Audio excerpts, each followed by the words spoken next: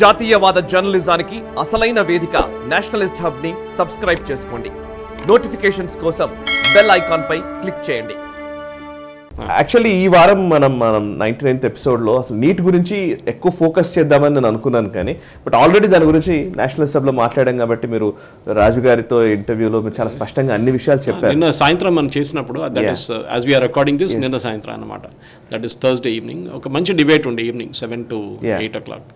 దాంట్లో ఈ ఇద్దరు ఎడ్యుకేషనిస్ట్ వచ్చారు, చాలా మంచిగా మాట్లాడారు. డాక్టర్ విజయ్ కుమార్ కానివ్వండి, పర్పల్ శ్రీధర్ గారు ఉస్మానియా యూనివర్సిటీ నుంచి. నీట్ ఎగ్జామ్ ఒక ప్రాబ్లం ఉంది సాయి గారు.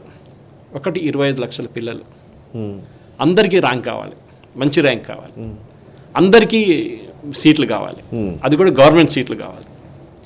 దాని నడిమిట్లో I think the biggest problem NEET conduct చేసే దాంట్లో మనం చిన్న ఎగ్జామ్లు కూడా చూస్తాం. మనం చిన్నప్పుడు నేను 10th క్లాస్ చదువుతున్నప్పుడు ఎవడో అన్నాడు, మన నారాయణగూడ YMCA దగ్గర పేపర్లు దొరికితే రాత్రి 11లో వెళ్ళాను నేను పేపర్ కోసం. ఎందుకంటే మన హ్యూమన్ టెండెన్సీ అదే, పేపర్ దొరికితే చూసుకోవచ్చని. కానీ ఇప్పుడు చూస్తే దాని ప్రకారం చూస్తే లీక్ అయిన పేపర్ దొరికినోడికి 600 కన్నా తక్కువ ర్యాంక్ వచ్చింది.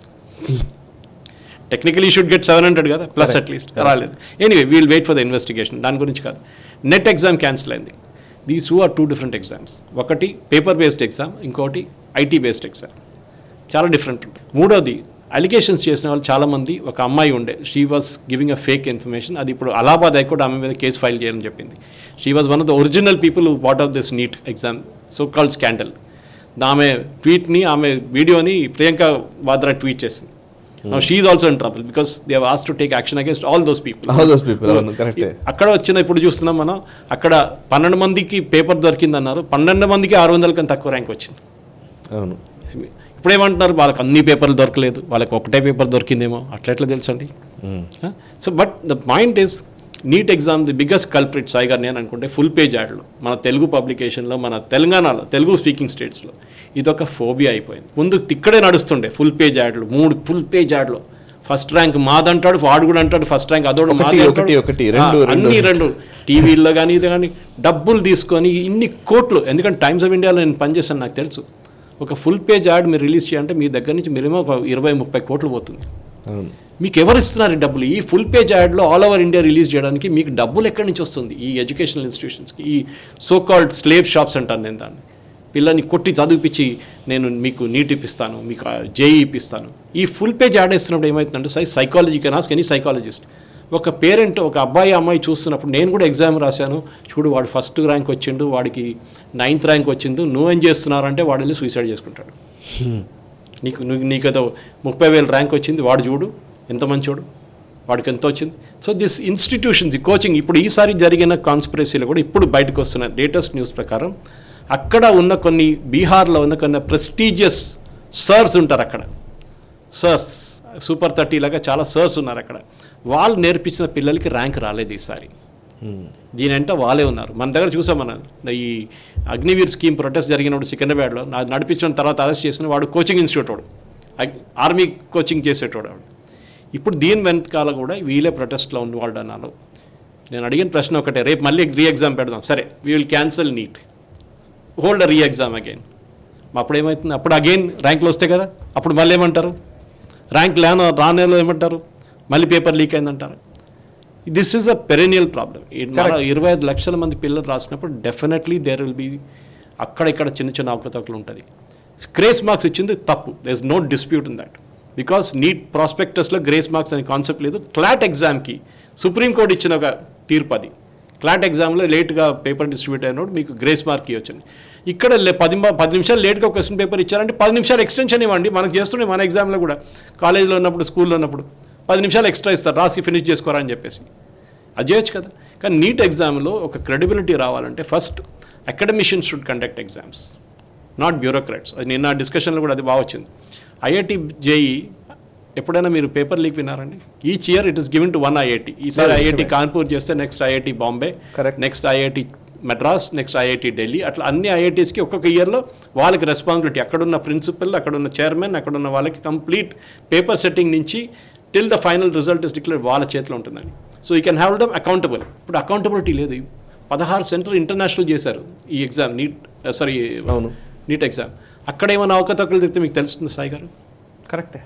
అట్లీస్ట్ మన దేశంలో ఉంటే మనం తీసుకోవచ్చు. అక్కడ ఎవడో మీరు ఎగ్జామ్ కండక్ట్ చేసిన ఎక్కడెక్కడ భారతీయ విద్యాభవనం ఎక్కడ కండక్ట్ చేస్తున్నప్పుడు సీసీటీవీలు పెడతారు, కానీ మీరు ఇన్ని సెంటర్లో ఎగ్జామ్ కండక్ట్ చేస్తున్నప్పుడు మీరు how can you I think it's mess. కానీ బెటర్ సొల్యూషన్ నేను అడిగాను నిన్న, చాలామంది నా వచ్చి అడిగారు, సురేష్ గారు నీట్ చేస్తారు కరెక్ట్ క్యాన్సిల్ చేద్దాం, నెక్స్ట్ ఎగ్జామ్ పెట్టిన తర్వాత మళ్ళీ ర్యాంక్ లేని వాళ్ళు మళ్ళీ రోడ్ మీదకి వస్తారు పేపర్ లీక్ అయిందని చెప్పి, అప్పుడు మీరేమంటారు? మళ్ళీ ఎగ్జామ్ కండక్ట్ చేస్తారు. That is why supreme court did not stop the counselling. చూడండి అక్కడ, that is an indication where it is going. చెప్పారు of course supreme court that if this counselling also will go. కానీ ఎందుకంటే మీరు ఇప్పుడు ఆపినారనుకోండి, whatever said and done, ఇప్పుడు మీరు పోస్ట్పోన్ చేసి ఇంకొక ఎగ్జామ్ హోల్డ్ చేస్తే ఒక నెల పోతుంది. నెల పోతుంటే ఇంకా వాళ్ళ కోర్స్ ఫినిష్ అయ్యేదాకా it will go by 3 months. Correct. లాస్ట్లో వీళ్ళ ఏమవుతుందంటే ఒక బ్యాచ్కి 6 నెలలు, దీనికన్నా ముందు జరిగింది ఒకసారి 6 నెలలు పోయింది వాళ్ళది, ఆల్మోస్ట్ సంవత్సరం పోయింది నీట్లో. Same process, but NEET has be clean. NEET ఒక్కటే కాదు, జేఈ ఈజ్ క్రెడిబుల్. మీరు ఎప్పుడైనా సిఏ ఎగ్జామ్ పేపర్ లీక్ అయినారా సాయి గారు?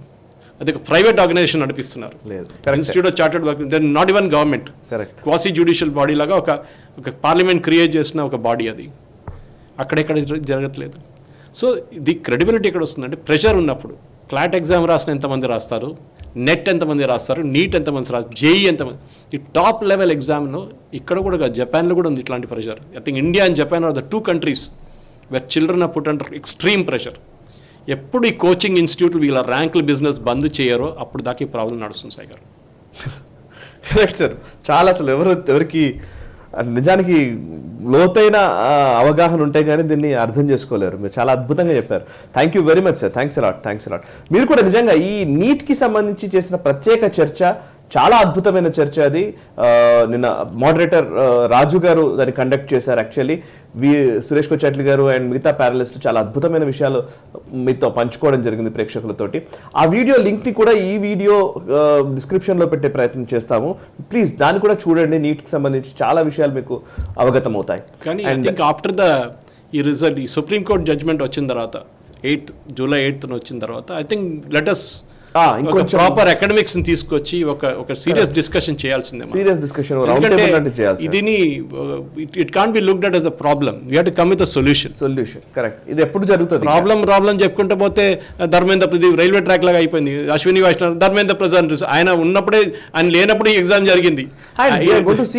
No government technically at that time. ఈ 5 ఏళ్లలో ఇంకా చాలా చూడబోతున్నాం మనము. ప్రతి సందర్భంలోనూ నెక్స్ట్ ఎడ్యుకేషన్ మినిస్టర్ వస్తాడు. ఇప్పుడు మళ్ళీ నీట్ కండక్ట్ చేస్తాడు అనుకోండి, మళ్ళీ అవి లీక్ అయింది అంటాడు, మళ్ళీ ఆయన కూడా రిజైన్ చేయమంటారు. అంతే. పొలిటికల్ జాకింగ్ ఇంకోటి.